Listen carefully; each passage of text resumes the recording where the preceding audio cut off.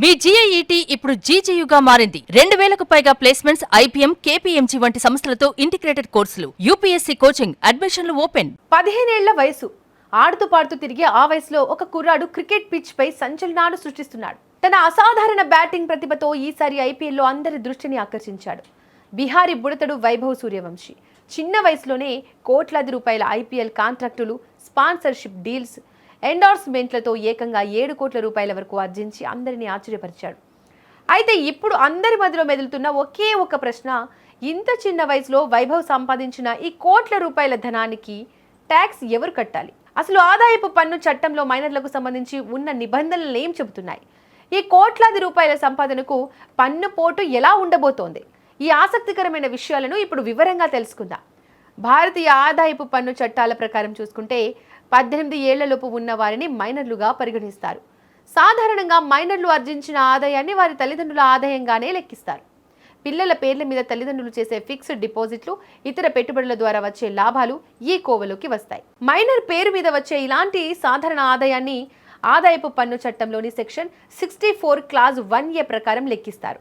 మైనర్ల తల్లిదండ్రులలో ఎవరికైతే ఎక్కువ పన్ను ఆదాయం ఉంటుందో వారి వార్షిక ఆదాయంతో ఈ మొత్తాన్ని కలిపి పన్ను విధిస్తారు. ఇది సాధారణంగా ప్రతి ఒక్కరికి వర్తించే చట్టం. IPL star batter Vaibhav Suryavanshi విషయానికి వస్తే ఇక్కడ ఒక పెద్ద మినహాయింపు ఉంది. ఆదాయపు పన్ను చట్టంలో ప్రతిభావంతులైన మైనర్ల కోసం ప్రత్యేక నిబంధనలు ఉన్నాయి.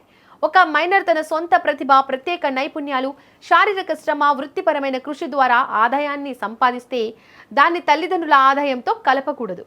వైభవ్ సంపాదనంతా అతడి అద్భుతమైన క్రికెట్ కాంట్రాక్టులు, మ్యాచ్ ఫీజులు, బ్రాండ్ స్పాన్సర్షిప్లు, ఎండోర్స్మెంట్ల ద్వారానే లభించింది. ఇది పూర్తిగా అతడి క్రీడా నైపుణ్యానికి దక్కిన ప్రతిఫలం. అందువల్ల ఈ 7 కోట్ల రూపాయల ఆదాయాన్ని వైభవ్ సొంత ఆదాయంగానే ఆదాయపు పన్ను శాఖ పరిగణిస్తోంది.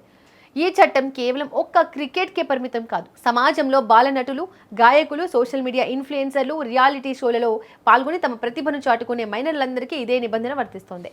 సొంత తెలివితేటలతో సంపాదించే ఇలాంటి ఆదాయానికి మైనర్లు వారి పేరు మీదే విధిగా ఆదాయపు పన్ను రిటర్న్లను దాఖలు చేయాల్సి ఉంటుంది. మైనర్ ఇంకా చిన్న పిల్లవాడు కాబట్టి అతడి తరపున తల్లిదండ్రులు లేదా చట్టబద్ధమైన సంరక్షకులు ప్రతినిధిగా వ్యవహరించాలి. లీగల్ రిప్రజెంటేటివ్గా ఉంటూ రిటర్నుల దాఖలు ప్రక్రియను చట్ట ప్రకారం పూర్తి చేయాల్సి ఉంటుంది.